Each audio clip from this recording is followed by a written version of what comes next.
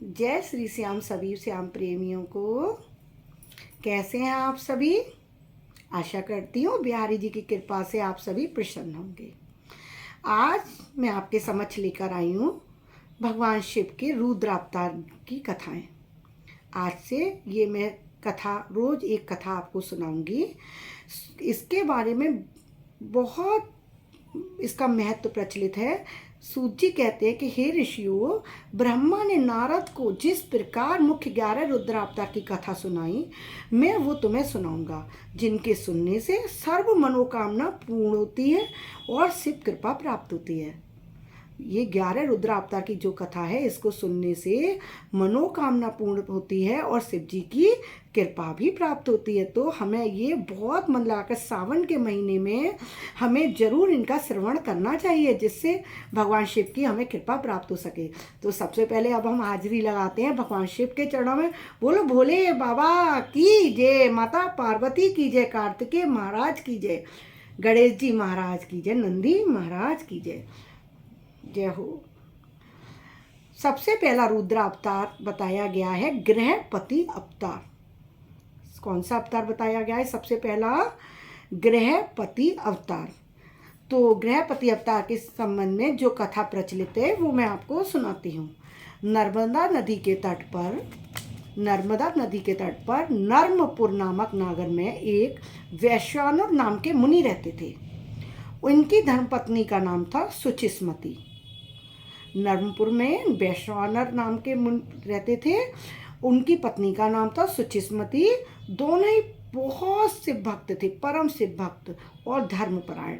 इनके पास सुख के बहुत साधन थे, परंतु संतान नहीं थी। बहुत दुखी रहते थे। अब भगवान से नित्य प्रार्थना करते थे कि भगवान हमको संतान का सुख दे दीजिए। दोनों ने वाराणसी जाकर पूर्ण विधि विधान से, पूर्ण श्रद्धा व विश्वास से वीरेशलिंग की पूजा अर्चना की।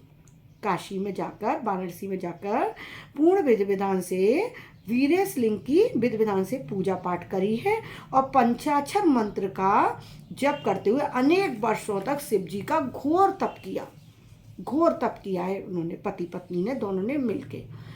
इन दोनों की इस कठोर तपस्या से प्रसन्न हुए भगवान शिव प्रकट होते हैं और बोले, मैं तुम दोनों की इस तपस्या से अत्यंत प्रसन्न हूँ। बोल, वर मांगो पुत्र, क्या चाहते हो? शिव जी से वर मांगते हुए विश्वानर मुनि बोले, हे प्रभु, यदि आप मेरे ऊपर प्रसन्न हैं तो कृपा कर मुझे अपने जैसा ही पुत्र प्रदान कीजिए। क्या मांगा उन्होंने? विश्वानर मुनि ने, सुचिस्मति ने, कि प्रभु हमें अपने जैसा ही संतान दे दीजिए, अपने जैसा ही पुत्र दे दीजिए। इस पर शिव बोले, हे मुनि, त्रिलोक में मेरा जैसा कोई दूसरा नहीं है। भगवान शिव जैसा दूसरा कौन हो सकता है? अतः मैं स्वयं ही तुम्हारे पुत्र रूप में अवतार लूंगा और मेरा नाम होगा गृहपति। उन्होंने भगवान शिव ने ऋषि को, उनकी पत्नी को आशीर्वाद दिया है और कहा है कि मैं स्वयं गृहपति के रूप में तुम्हारे यहाँ अवतार लूंगा, तुम्हारा पुत्र बनकर आऊंगा, मैं समस्त देवों को प्रिय रहूंगा। इस प्रकार का वर देकर शिव अदृश्य हो गए। विश्वानर अपनी धर्मपत्नी के साथ अपने घर वापस लौट आए। समय आने पर सुचिस्मति के गर्भ से अंश रूप में स्वयं से भगवान ने अवतरित हुए हैं, जन्म लिया है और उनका नाम रखा गया गृहपति, क्योंकि भगवान शिव ने पहले ही नामकरण अपना कर दिया था कि मैं गृहपति नाम से आपके यहाँ अवतरित होऊंगा। चूंकि शिव स्वयं विश्वानर के तप के फलस्वरूप अवतरित हुए थे, अतः वे शुभ घड़ी में, शुभ माह और शुभ पक्ष में ही अवतरित हुए। क्योंकि भगवान ने, शिव ने विश्वानर ऋषि को उनकी तपस्या का फल दिया था और खुद वचन दिया था कि मैं पुत्र रूप में आऊँगा, तो वो स्वयं ही शुभ घड़ी, शुभ मुहूर्त में प्रकट हुए हैं। यह गृहपति नाम का बालक अत्यंत सुंदर, शुभ लक्षणों से युक्त था। इनके माता पिता इनकी सुंदर लीलाओं को देख देख कर परम सुख को भोग रहे थे।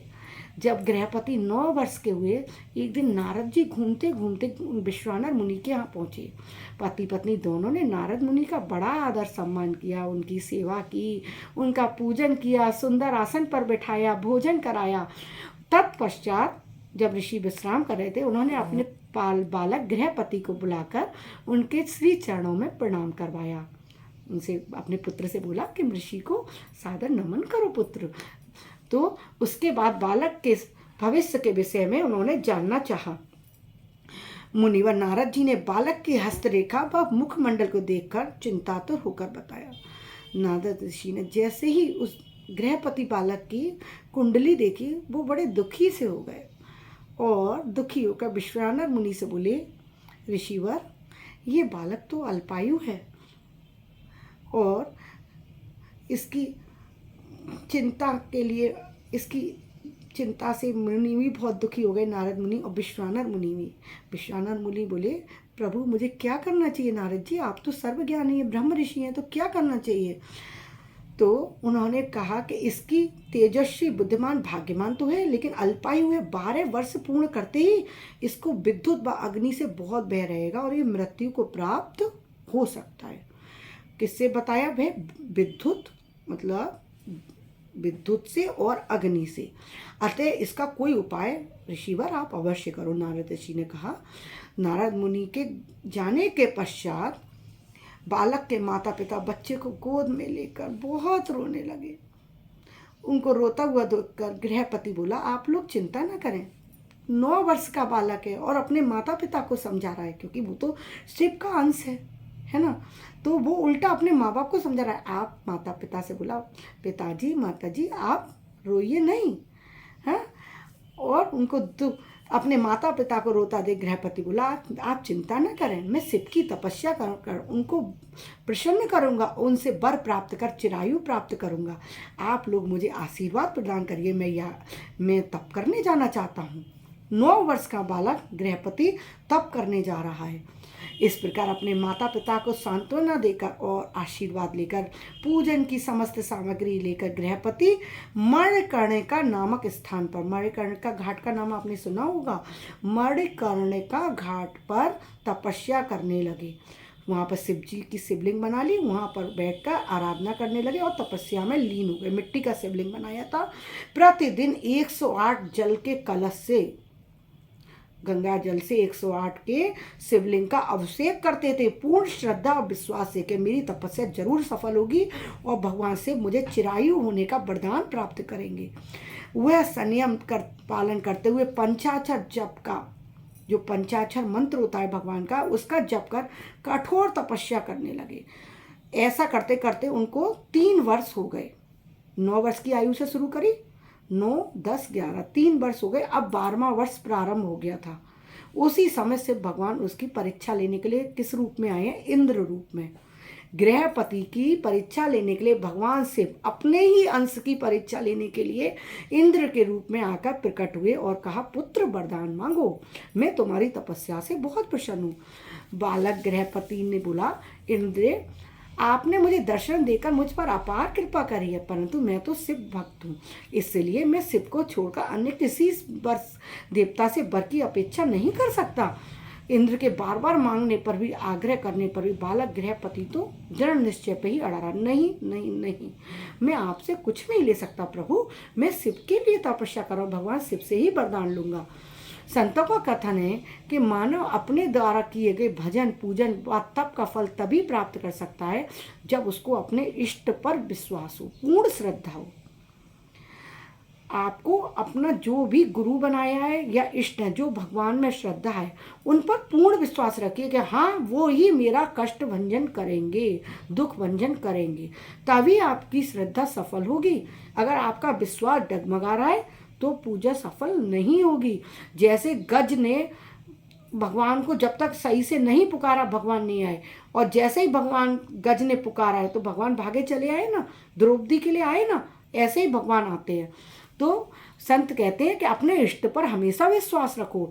अब इंद्र ने, शिव ने बालक को भयभीत करने के लिए कहा, अपना वज्र दिखाया और बोले, यदि तूने मुझसे वरदान नहीं लिया तो मैं तेरे टुकड़े टुकड़े कर दूंगा। अब ये सुनकर तो 12 वर्ष का बालक, अभी तो 12वां वर्ष प्रारंभ ही हुआ था, वो इतना भयभीत हो गया कि वो मूर्छित हो गया। अब शिव भगवान का हृदय परिवर्तित हो गया और उन्होंने तुरंत अपना शिव रूप धारण कर लिया और उसको आवाज़ दी, गृहपति उठो, पुत्र उठो, ये मैं ही हूँ, मैं तो तुम्हारी परीक्षा लेने के लिए आया था।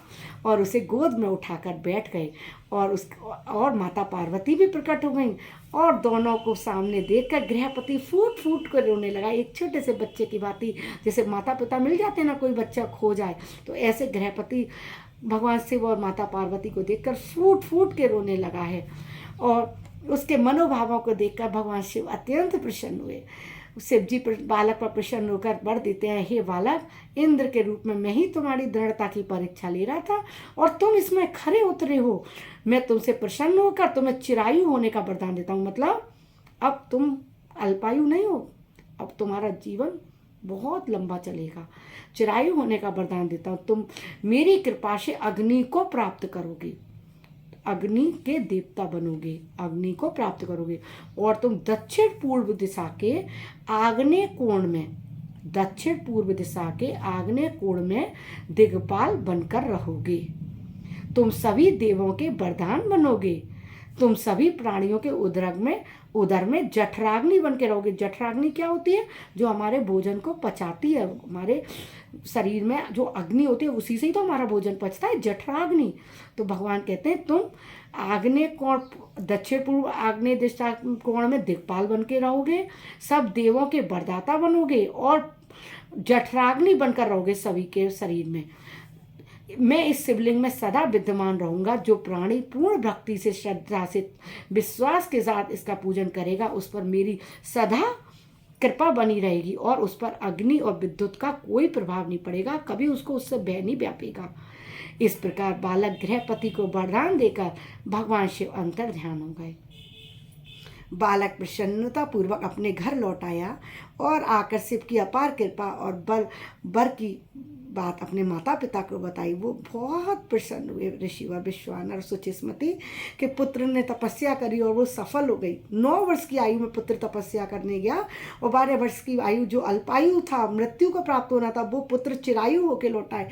माता पिता की तो खुशी का ठिकाना ही नहीं रहा। इस प्रकार सांसारिक सुखों को भोगकर अंत में वह बालक गृहपति ने दिग्पाल के अमर पद को प्राप्त किया। भगवान शिव ने बोला था ना, अमर पद की प्राप्ति होगी, तो दिग्पाल बने हैं, देवता बने हैं वो। इस प्रकार शिव ने गृहपति के रूप में प्रथम अवतार लिया और जन जन का कल्याण किया है। इस कथा को सुनने वाले की मन क्रम वचन भावना से मनोवांछित फल की प्राप्ति होती है और सभी सुख प्राप्ति होते हैं। अतः शिव स्वयं अग्नि रूप है, इसलिए यज्ञ व अग्नि संस्कार करने से शिव प्रसन्न होते हैं, प्राणी का कल्याण होता है। तो कहते हैं ना, रुद्रावतार की कथा श्रावण के महीने में अवश्य सुननी चाहिए, जिससे हमारा कल्याण हो सके। शिव भगवान की कृपा हम आप पर और सभी पर बनी रहे, मैं ऐसी ही कामना करती हूँ। और इस सीरीज में, इस कड़ी में आप बने रहिएगा। मेरी दूसरी वीडियो में मैं लेकर आऊँगी दुर्वासा ऋषि के रूप में भगवान का दूसरा अवतार। उससे पहले दुर्वासा ऋषि सती अनुसुईया के पुत्र थे। इसके बारे में मैं आपको सती अनुसुईया का पहले चरित्र सुनाऊंगी, जिसको सुनकर आपको बड़ा ही आनंद आएगा। तो कृपया इस कड़ी में बने रहिएगा। आगे की कड़ी जब मैं लेकर आती हूँ तब मिलते हैं। अभी के लिए आपसे विदा लेती हूँ। बोलो बांके बिहारी लाल की जय, भोले भंडारी की जय। श्रावण मास की आप सभी को बहुत बहुत शुभकामनाएं। भगवान आपके जीवन में बस सुख और मंगल कामना ही लेकर आए। जय हो।